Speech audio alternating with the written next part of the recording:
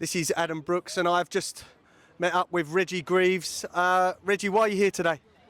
To show support for the women and kids of the Epping area, because they don't feel safe walking the streets with undocumented males walking about, and we need this hotel shut because the mayor of Epping, the councillors of Epping unanimously voted to the hotel to be shut, but the government just don't seem to be shutting it, and that's the problem with the government at the moment. They don't listen to the people.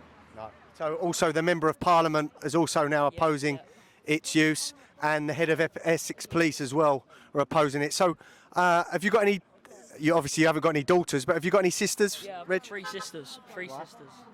And one of my little sisters, 11, and I feel scared for her to go out with her friends and walk about the streets of the likes of Brentwood, because it's not safe. Yeah. It's not safe anymore. These places aren't safe to walk about. There's muggings happening almost every day in these streets, and it's not safe for kids to walk about. Yeah.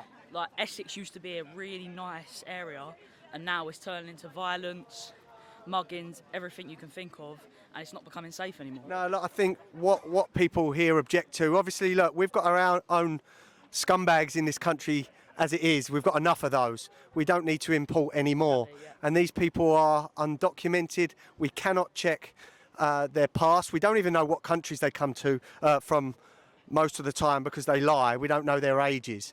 So dumping them just a few hundred metres from a school is outrageous, really. And I mean, at the start I was asking for a risk assessment. I've never heard anything back. Again, since the protests and since the alleged sexual assault, surely there needs to be another risk assessment, you know. Of course, because just the whole point of it, the government aren't listening to the British people and the British public and the local residents of Epping.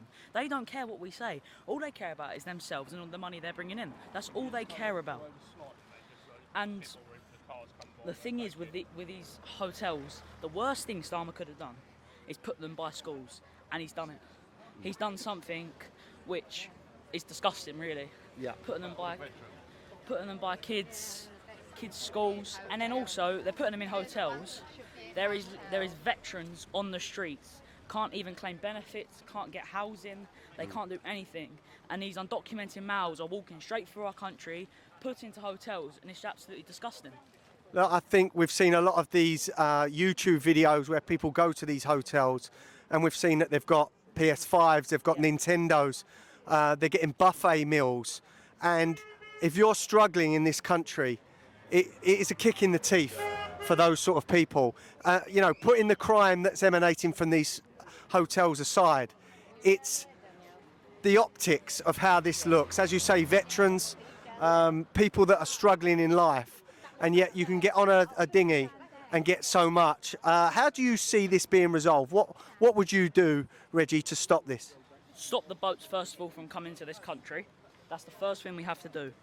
This one in, one out deal with France is not going to work. This deal was around money for France. France just wanted the money and made us look like fools. When Trump came, he made us look like fools. This government aren't powerful enough and wingy enough to sort out the problems that the British public feel. They're not. And this thing where if they cross halfway through the channel, we have to go and collect them. We surely can stop that. We surely can. Well, look, and send them back to France. And it's France's problem to deal with them. They should get them out of their country instead of us taking them. For what reason? Yeah, look, in the past we've had countries like Greece, we've had countries like Australia that have physically turned around these boats. Yeah, Australia. They've ignored international courts. What's happened to them? Nothing. They've got the respect of their people again, and they've stopped the boats. Now, the benefit bill that's going to come from this mass illegal immigration is huge, because once they're here 5 years, and they listen, after 5 years they do get leave to remain, and on average between 3 and 5 people come over to join them. So the numbers that we're seeing right now, you multiply them by, let's say, 4, it's huge. I can see, you know, I can see our benefit system collapsing, can't you? There's around 600 people, like 600 people coming per day. The benefits bill, the British people aren't able to claim benefits like that, are they? Like these people who are coming on dinghies are. My nan and granddad, they can barely afford to put the heating on in their own house. But Starmer doesn't care. He doesn't care about the British public. And that is the problem. Yeah. We need a government who cares about the British people and listens to our voices instead of downplaying us and putting these asylum seekers, what they call asylum seekers, in these hotels. And one last thing, Reg, how old are you, mate? I'm 15. 15 years of age and speaks like that.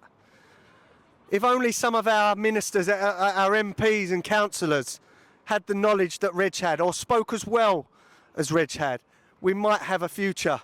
It's people like this boy that will save this country.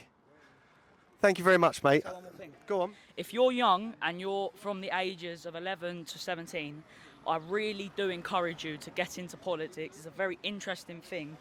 And Reform UK are the party for the people, and they are coming for 2029, and they are going to be the next government of this country. And please, I do really hope that you all get involved with politics and try and get involved with Reform UK.